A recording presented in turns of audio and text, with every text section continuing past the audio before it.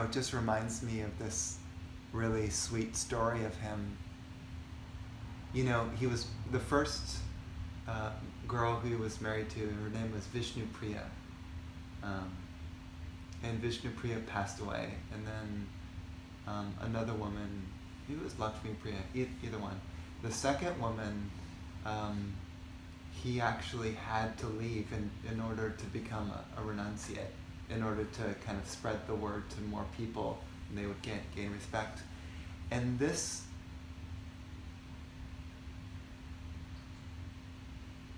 his wife was so devoted to him that when he left her, she wept and she made a doll of his image. And every day she would go up to the doll and light a candle and do arati and light incense for the doll. And she would sing a song to the doll in devotion to her husband, who she recognized as divine.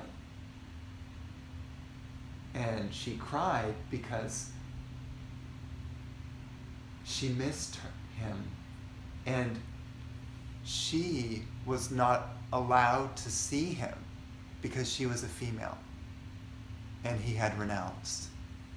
So she would be in great sorrow, thinking, the whole village, everyone gets to see my husband but me.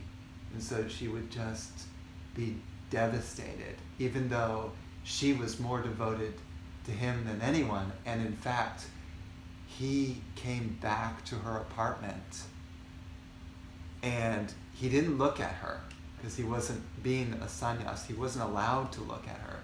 He came into the apartment and he looked around and he came by her little altar, right, where she had made this little effigy, this little doll of his image. And he stood there and he didn't look, and he knew she was there, and she watched him and with tears in her eyes, just weeping, and he left his padukas, his sandals, there in the house and walked away.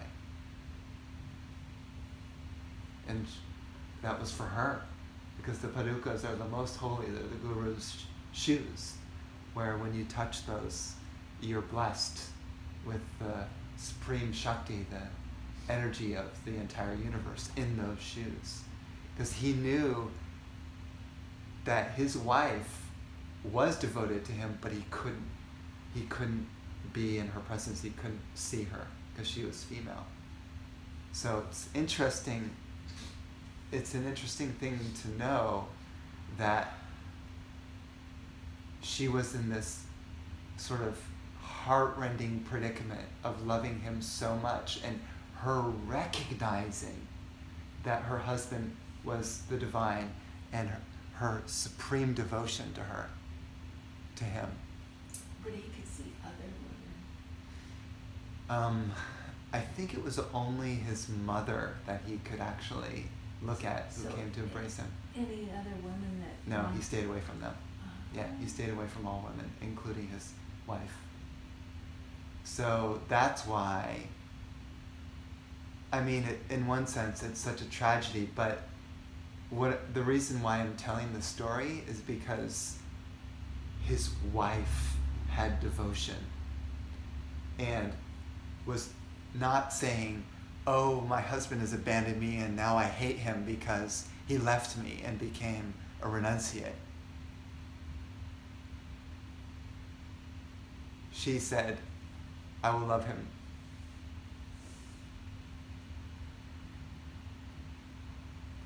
Even if he abandons me.